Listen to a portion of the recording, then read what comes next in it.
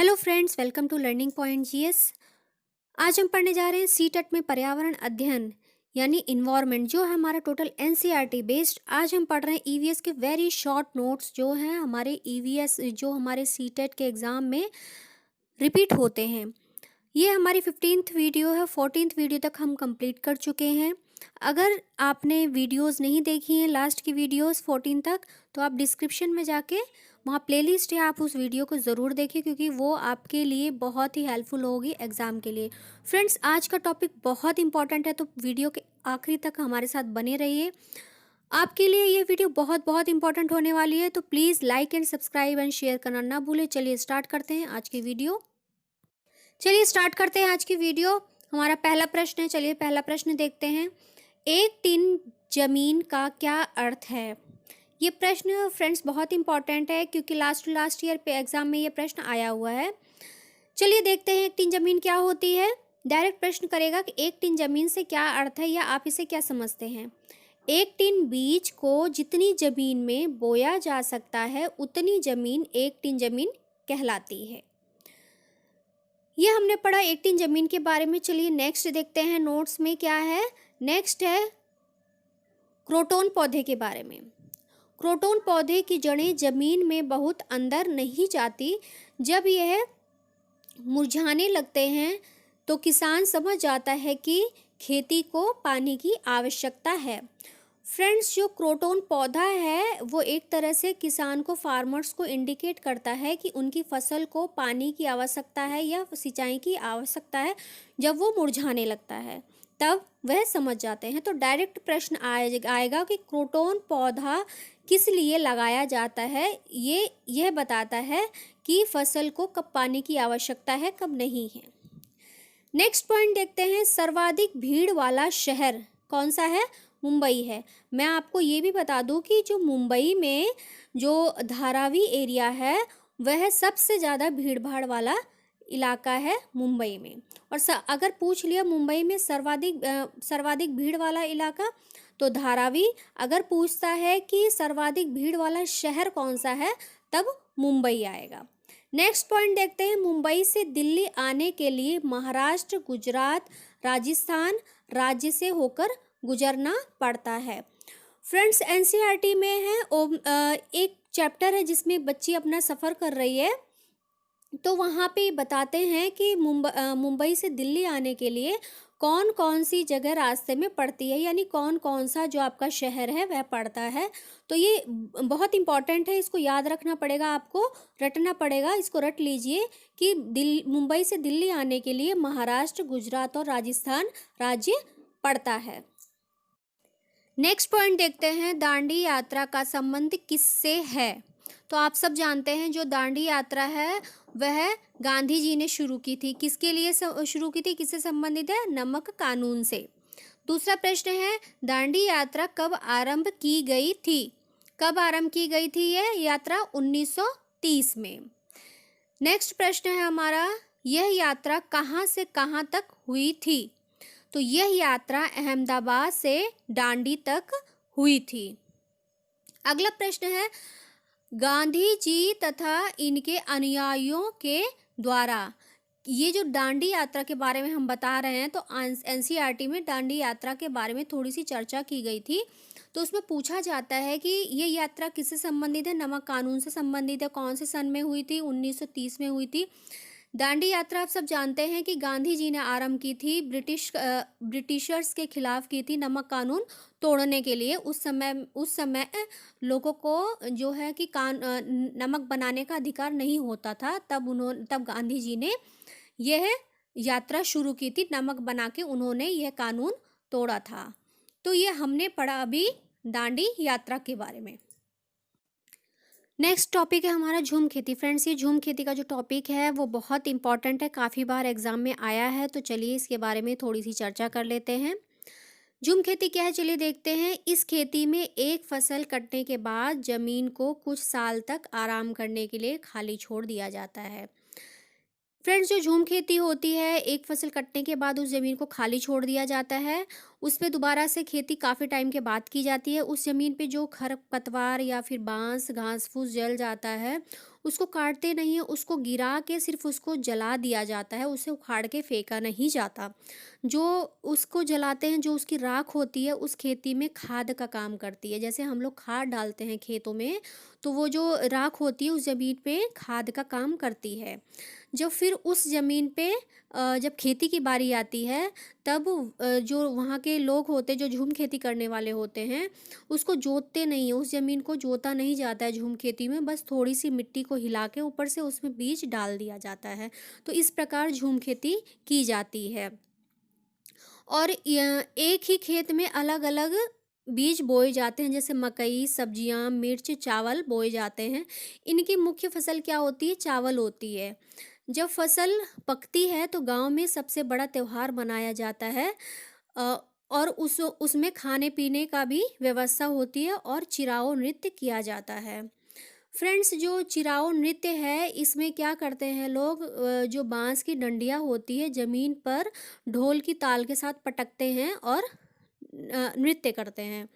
तो अभी हमने देखा झूम खेती के बारे में। जो झूम खेती होती है, एक स्थान से दूसरे स्थान पे की जाती है, मतलब एक स्थान पे करने के बाद उस ज़मीन को खाली छोड़ दिया जाता है। मोस्ट इम्पॉर्टेंट पॉइंट है ये। और झूम खेती की जब खेत खाली छोड़ते हैं, उस पे जो भी खरपतवार उगता है, उसको उखाड़ा नहीं जाता, उसको गिरा के उसको जला दिया जाता है।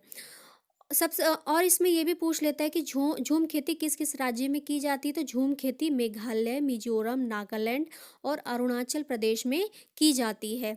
ये जो झूम खेती है, काफ़ी इम्पोर्टेंट है, बहुत बार आया हुआ है इसके ऊपर प्रश्न। तो आई होप आपको इसके ऊपर जो भी झूम खेती के बारे में एनसीईआरटी में बताया गया है, सारे टॉपिक्स क्लियर हो गए होंगे। फ्रेंड्स, अगर आपको वीडियोस अच्छी लग रही हैं तो please like, subscribe and share करना ना भूलें। अपने फ्रेंड्स को भी ज़रूर शेयर करें, ताकि उनको भी बेनिफिट्स मिल सकें। तो अभी हमने डिस्कस किया झूम खेती के बारे में। चलिए नेक्स्ट टॉपिक देखते हैं। नेक्स्ट है हमारा पूरन पोली क्या है। फ्रेंड्स, चलिए देखते हैं पूरन पोली क्या है। ये हमारा फ्रेंड्स वीडियो थोड़ा सा लॉन्ग होने वाला है, क्योंकि आज के जो टॉपिक्स हम ले रहे हैं बहुत इंपॉर्टेंट है। तो चलिए देखते हैं पूरन पोली क्या है। मीठी रोटी जो गुड़ और जाम से बनाई जाती है, यह मसालेदार कढ़ी के साथ खाई जाती है, उसे पूरन पोली कहते हैं। डायरेक्ट पूछ लेगा कि पूरन पोली क्या है। मीठी रोटी होती है जो गुड़ और जाम के साथ बनाई जाती है, तो ऐसे पूछ लेता है कि पूरन पोली किसके साथ खाई जाती है? यह मसालेदार कढ़ी के साथ खाई जाती है। नेक्स्ट है हमारा जॉन ग्रेगर मेंडल। ये काफ़ी इंपॉर्टेंट है फ्रेंड्स, क्योंकि इन्होंने कुछ रिसर्च की थी जो कि एनसीईआरटी में दिया गया। चलिए इनके बारे में थोड़ा सा डिस्कस कर लेते हैं। इनका जन्म 1822 यानी 1822 में ऑस्ट्रेलिया के एक गरीब परिवार में हुआ था। इन्होंने 7 सालों तक 28,000 पौधों पर प्रयोग किया। इन्होंने मटर के पौधे पर अपना प्रयोग किया। इन्हें इन्हें इंडिया आनुवंशिकता का जनक भी कहा जाता है। इनके सिद्धांतों को इनकी मृत्यु के कई वर्ष बाद मान्यता मिली। तो इस फ्रेंड्स, इसमें पूछ लेते हैं डायरेक्ट ऐसे कि मटर के पौधे पर प्रयोग किसने किया था? तो किसने किया था? जॉन ग्रेगर मेंडल ने किया था। या पूछ लेंगे जॉन ग्रेगर मेंडल कहाँ के निवासी थे? ये ऑस्ट्रेलिया के निवासी थे। तो ये हमने पढ़ा पूरन पोली के बारे में और जॉन ग्रेगर मेंडल के बारे में। नेक्स्ट है फ्रेंड्स, कुछ इंपॉर्टेंट पॉइंट है, चलिए डिस्कस कर लेते हैं। कुक्कुड़ झारखंड के लोगों की भाषा है। तो प्रश्न आएगा कि कुक्कुड़ कहाँ की भाषा है? झारखंड के लोगों की भाषा है। कुक्कुड़ भाषा में तोरंग का अर्थ है जंगल। तो पूछ लेते हैं कि जो झारखंड की भाषा है, उसमें जंगल को क्या कहते हैं? तोरंग कहते हैं। नेक्स्ट पॉइंट है हमारा जंगल अधिनियम कानून 2007, यानी जो जंगल अधिनियम कानून आया था 2007 में आया था।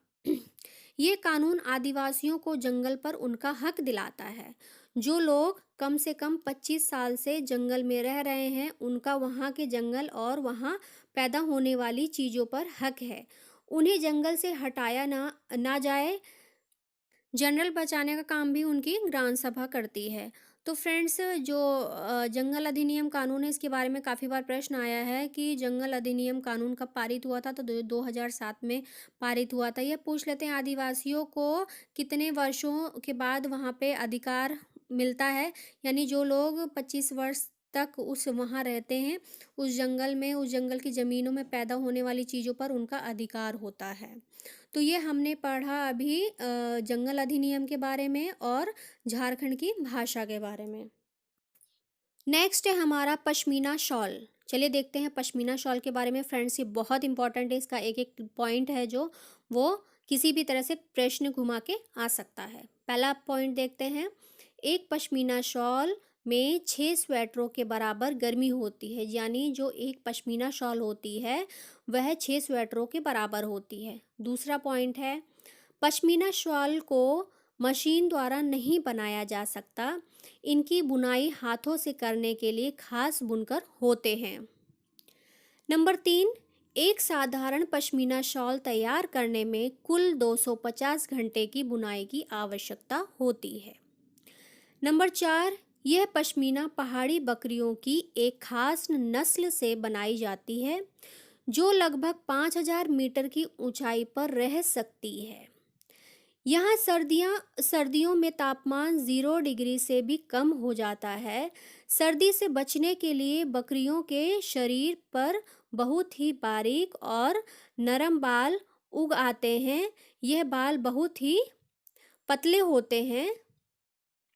नंबर 5, बकरी के 6 बाल मिलाकर हमारे सिर के एक बाल की मोटाई के बराबर होते हैं। नंबर 6, इसलिए पश्मीना शॉल को मशीनों द्वारा नहीं बनाया जा सकता। तो फ्रेंड्स, अभी हमने पश्मीना शॉल के बारे में डिस्कस किया। पहली बात, ये इसका एक एक लाइन, एक एक प्रश्न आपका बनता है, तो इसको बहुत ध्यान से देखिए। जो पश्मीना शॉल होती है, हम जो नॉर्मल स्वेटर यूज़ करते हैं वो 6 स्वेटरों के बराबर एक पश्मीना शॉल होती है। जो पश्मीना शॉल होती है वो हाथों से बुनकरों द्वारा बनाई जाती है। 250 घंटे इसको बनाने में लगते हैं। जो अ, जो पश्मीना शॉल बनती है, जिस बकरी से बनती है, उसके 6 बाल हमारे एक बाल के बराबर होता है, यानी उसके जो बाल हैं इतने पतले होते हैं, इसलिए ये मशीन से नहीं बनाई जा सकती। ये जो बकरी है बहुत ही ऊंचे पहाड़ी एरिया पे पाई जाती है जहाँ 0 डिग्री से भी कम तापमान होता है। तो इसके जो बाल होते हैं इसमें इतनी गर्मी होती है कि वहाँ पे लोग इसके बालों से ये पश्मीना शॉल बनाते हैं। तो फ्रेंड्स, ये हमने पढ़ा पश्मीना शॉल के बारे में, बहुत इंपॉर्टेंट है। चलिए नेक्स्ट देखते हैं। नेक्स्ट है फ्रेंड चांगपा। अभी हमने पश्मीना शॉल के बारे में पढ़ा था। चलिए देखते हैं ये कहाँ से प्राप्त होती है और कैसे मिलती है। चांगपा घुमंतू लोग होते हैं जो हमेशा एक ही जगह पर नहीं रहते हैं। यह अपनी भेड़ बकरियों के झुंड को लेकर पहाड़ों में हरे मैदानों की खोज में घूमते रहते हैं। इन्हीं इन्हीं जानवरों से इन्हें अपनी ज़रूरत का सामान मिल जाता है, जैसे दूध, मांस और चमड़ा, स्वेटर, कोट आदि। वह ये इन्हीं जानवरों से प्राप्त कर लेते हैं। इस इलाके में 5000 लोग रहते हैं। भेड़ बकरियां ही इन लोगों की सबसे बड़ी पूंजी होती है। जो चांगपा लोग होते हैं वह इन भेड़ बकरियों को पालते हैं, वही इनकी सबसे बड़ी पूंजी होती है। जिसके पास सबसे ज़्यादा भेड़ बकरी होती है वो इनके जाति में सबसे ज़्यादा रईस होता है। चांगपा लोग खास तरह की बकरियां पालते हैं जिनके बालों से पश्मीना ऊन बनती है। यह चांगपा इलाके में पाई जाती है। फ्रेंड्स, अभी हमने पश्मीना शॉल के बारे में पढ़ा था। वह जो पश्मीना ऊन होती है वो इन्हीं बकरियों से प्राप्त होती है। चांगपा की भाषा में चंगतांग का अर्थ होता है ऐसी जगह जहाँ बहुत कम लोग रहते हैं। जितनी ठंडी और ऊंची जगह होगी, इन बकरियों के बाल भी उतने ही ज़्यादा नरम होते हैं। इसीलिए चंगपा इतनी मुश्किल हालत में भी ऊंचाई पर रहना पसंद करते हैं। तो चंगपा क्या है? एक प्रकार की प्रजाति है। नेक्स्ट है हमारा पोचमपल्ली। चलिए देखते हैं। पोचमपल्ली काफ़ी बार पेपर में रिपीट हुआ है ये प्रश्न। मुक्तारपुर गांव आंध्र प्रदेश के पोचमपल्ली ज़िले में है। मुक्तारपुर गांव जो है आंध्र प्रदेश के पोचमपल्ली ज़िले में पड़ता है। इस ज़िले में ज़्यादातर परिवार जो हैं वो बुनकर हैं, इसीलिए इस बुनाई को पोचमपल्ली नाम से जाना जाता है। इस शहर में पोचमपल्ली साड़ियाँ बहुत ही प्रसिद्ध हैं। जो आंध्र प्रदेश का जो मुक्तारपुर गांव है वहाँ पे पोचमपल्ली ज़िला है जहाँ पे पोचमपल्ली नाम की साड़ियाँ बनाई जाती। क्यों इनको पोचमपल्ली नाम दिया गया? क्योंकि वो ज़िले का नाम पोचमपल्ली है और यहाँ पे ज़्यादातर परिवार जो हैं वो क्या हैं? बुनकर हैं। तो डायरेक्ट पूछ लेता है कि जो पोचमपल्ली साड़ियाँ हैं वो कहाँ बनाई जाती हैं, कौन से प्रदेश में, तो आंध्र प्रदेश में बनाई जाती हैं। यह हमने पढ़ा पोचमपल्ली के बारे में। चलिए नेक्स्ट देखते हैं। नेक्स्ट देखते हैं फ्रेंड्स, यहाँ पे कुछ हम चावलों के बारे में डिस्कस करेंगे, कुछ त्योहार के बारे में डिस्कस करेंगे। बोरा और चेवा चावलों के दो प्रकार हैं जो पकने के बाद चिट्ठी पर हो जाते हैं, इसे असम में खाया जाता है। फ्रेंड्स, बोरा और चेवा चावलों को असम में कहा जाता है। बिहू त्योहार के बारे में थोड़ी सी चर्चा करते हैं। बिहू असम के सबसे महत्वपूर्ण त्योहारों में से एक है जो असम के लोगों द्वारा मनाया जाता है। बिहू कहाँ मनाया जाता है? असम में मनाया जाता है। बिहू शब्द दिमासा लोगों की भाषा से लिया गया है जो प्राचीन काल से ही कृषि समुदाय था। नेक्स्ट देखते हैं भेलाघर। ये त्योहार अप्रैल के मध्य से शुरू होता है और आमतौर पर 1 महीने के लिए जारी रहता है। असम के लोग इस दिन रंग बिरंगे कपड़े पहनते हैं और नृत्य करते हैं, जैसा आप चित्र में देख रहे हैं। फ्रेंड्स, असम के बारे में और बिहू त्योहार के बारे में काफ़ी बार आया हुआ है, तो काफ़ी इम्पोर्टेंट टॉपिक है। चलिए नेक्स्ट देखते हैं। नेक्स्ट है फ्रेंड्स, हम पढ़ेंगे मलेरिया के बारे में कुछ इम्पोर्टेंट पॉइंट्स जो कि एनसीईआरटी में दिया गया है। मलेरिया की दवाई बहुत पुराने समय से सिनकोना पेड़ की छाल से बनाई जाती है। तो प्रश्न पूछ लेता है कि मलेरिया की दवा किससे बनती है? सिनकोना पेड़ की छाल से बनती है। नेक्स्ट है, पहले लोग छाल को उबाल कर और छान कर ही इस्तेमाल करते थे, लेकिन अब छाल से दवाई बनाते हैं। पहले के लोग इसको कैसे इस्तेमाल करते थे? पेड़ की छाल को उबाल कर और छान कर। नेक्स्ट पॉइंट है, रोनाल्ड रॉस ने यह पता लगाया कि मलेरिया मच्छर से फैलता है। मलेरिया मच्छरों से फैलता है, ये किसने पता लगाया था? रोनाल्ड रॉस ने लगाया था। सन 1902 में चिकित्सा के क्षेत्र में नोबेल पुरस्कार भी मिला। इन्हें नोबेल पुरस्कार भी मिला चिकित्सा के क्षेत्र में। नेक्स्ट है, शरीर में हीमोग्लोबिन या आयरन की कमी होने पर गुड़, आंवला और हरे पत्तेदार सब्जियां खानी चाहिए क्योंकि इसमें लोहा होता है। तो प्रश्न पूछ लेता है, जब शरीर में हीमोग्लोबिन की कमी है तो किस किस चीज़ का सेवन करना चाहिए? तो आंवला, गुड़ और हरे पत्तेदार सब्जियों का। चलिए नेक्स्ट देखते हैं। नेक्स्ट है हमारा श्रीनगर के घरों की विशेषताएं। फ्रेंड्स, हम श्रीनगर के घरों की विशेषताओं के बारे में थोड़ी सी चर्चा करते हैं जो कि एनसीईआरटी में दिया गया है। काफ़ी बार इनके बारे में अलग अलग प्रश्न आए हुए हैं। चलिए देखते हैं। पहला पॉइंट है हमारा, श्रीनगर में बाहर से आए हुए टूरिस्ट हाउस बोट में रहते हैं। तो पूछ लेता है, बाहर से आए हुए टूरिस्ट कहाँ रहते हैं? हाउस बोट में रहते हैं श्रीनगर में। हाउस बोट 80 फुट तक लंबे होते हैं और बीच में इनकी चौड़ाई 8 से 9 फीट तक होती है। ये अंदर से पूरे घर जैसे होते हैं। इसके अंदर पूरी घर की व्यवस्था होती है।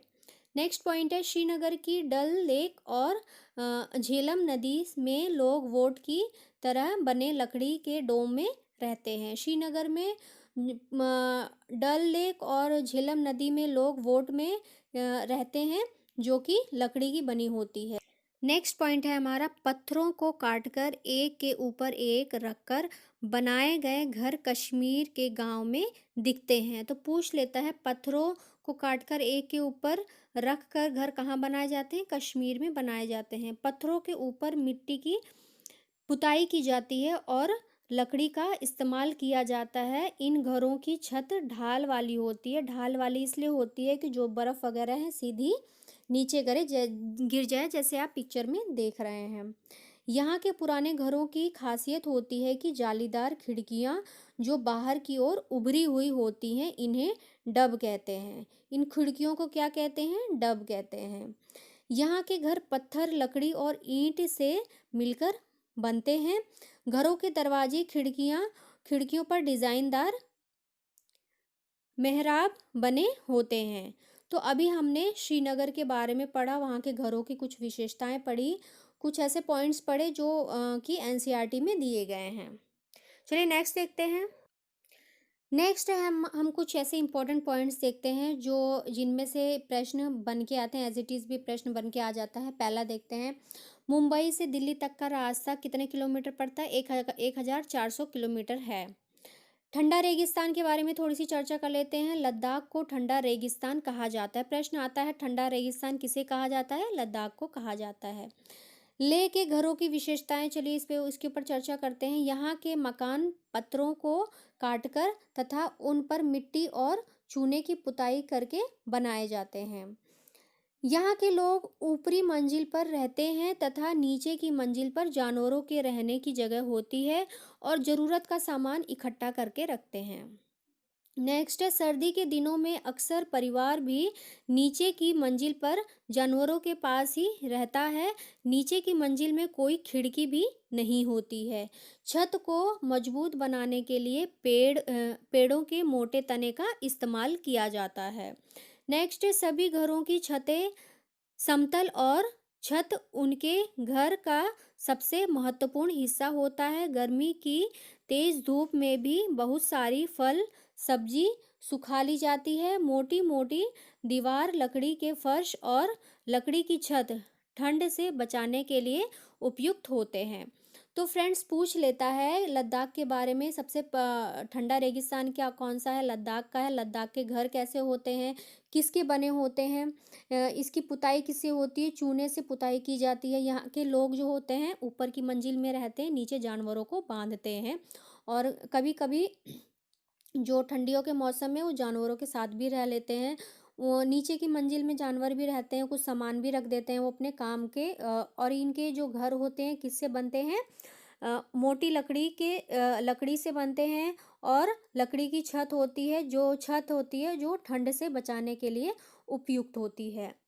तो हमने अभी पढ़ा मुंबई के बारे में कि मुंबई और दिल्ली के बीच का जो सफ़र है कितनी दूरी है?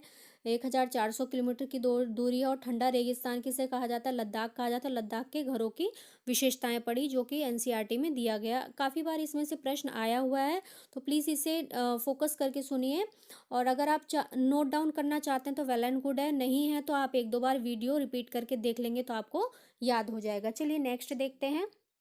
नेक्स्ट है हमारा, मलयालम में चिटप्पन पिता के छोटे भाई यानी चाचा को, कुजम्पा पिता के छोटे भाई की पत्नी यानी चाची को कहा जाता है। काफ़ी बार पूछ लेता है कि चिटप्पन मलयालम में किसको कहा जाता है? कि चाचा को कहा जाता है, और कुजम्बा चाची को कहा जाता है। चलिए नेक्स्ट देखते हैं। अबू धाबी के बारे में काफ़ी इंपॉर्टेंट है, काफ़ी बार आया हुआ है। अबू धाबी यानी संयुक्त अरब अमीरात। अबू धाबी की फुल फॉर्म क्या है? संयुक्त अरब अमीरात, यूएई। इसके बारे में कुछ महत्वपूर्ण बिंदु देखते हैं जो कि एनसीईआरटी में दिया गया है। अबू धाबी में सिर्फ खजूर के पेड़ ही दिखाई देते हैं, क्योंकि वही एक ऐसा पेड़ है जो उग सकता है। यानी आप जानते हैं कि जो अबू धाबी है वो वहाँ पे क्या होता है? खजूर का पेड़ ही नज़र आता है। अबू धाबी में रुपए को दिरहम कहा जाता है। पूछ लेता है कि अबू धाबी में रुपए को क्या कहा जाता है? दिरहम कहा जाता है। नेक्स्ट है, अबू धाबी में लोग ढीले ढाले सूती कपड़े पहनते हैं और वे पूरा शरीर और सिर ढककर रखते हैं ताकि वे तेज धूप से बच सकें। अबू धाबी में रेतीली जमीन के नीचे तेल होता है, इसलिए यहाँ पेट्रोल आसानी से मिल जाता है। फ्रेंड्स, जैसा आपने जाना कि अबू धाबी जो है एक रेतीली जगह है, उसकी ज़मीन के नीचे क्या मिलता है? पेट्रोल मिलता है। अबू धाबी के जो लोग होते हैं पूरे कपड़े पहन के रखते हैं, सूती के और ढीले ढाले पहन के रखते हैं। अपने सर से लेके पैर तक वो ढके होते हैं ताकि वहाँ पे वो तेज़ धूप से बच सकें। अबू धाबी में जो रुपए होते हैं उनको दिरहम कहा जाता है। अबू धाबी में खजूर के पेड़ ही होते हैं क्योंकि वो रेतीली जगह है।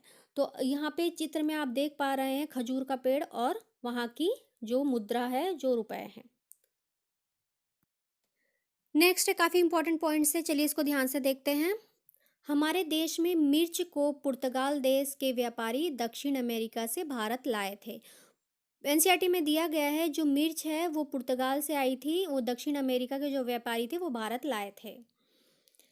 नेक्स्ट पॉइंट है, पौधे स्वयं अपने बीजों को दूर छिटक देते हैं। जैसे सोयाबीन की फलियां पककर जब सूख जाती हैं तो चिटक कर बिखर जाती हैं।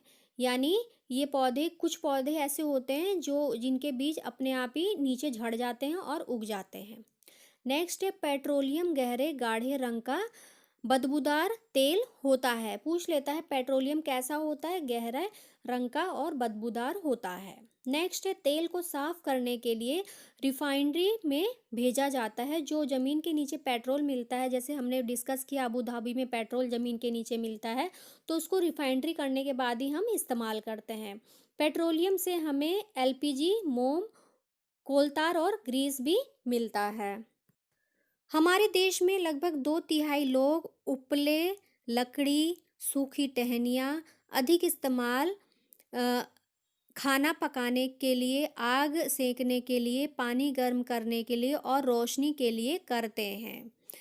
फ्रेंड्स, हमने यहाँ पे कुछ इंपॉर्टेंट पॉइंट डिस्कस किए कि हमारे देश में लोग लकड़ियों का इस्तेमाल क्यों करते हैं, जला के खाना बनाने के लिए, हाथ सेकने के लिए, पानी गर्म करने के लिए। जो पेट्रोलियम होता है वो रिफाइनरी के बाद ही इस्तेमाल किया जाता है आदि।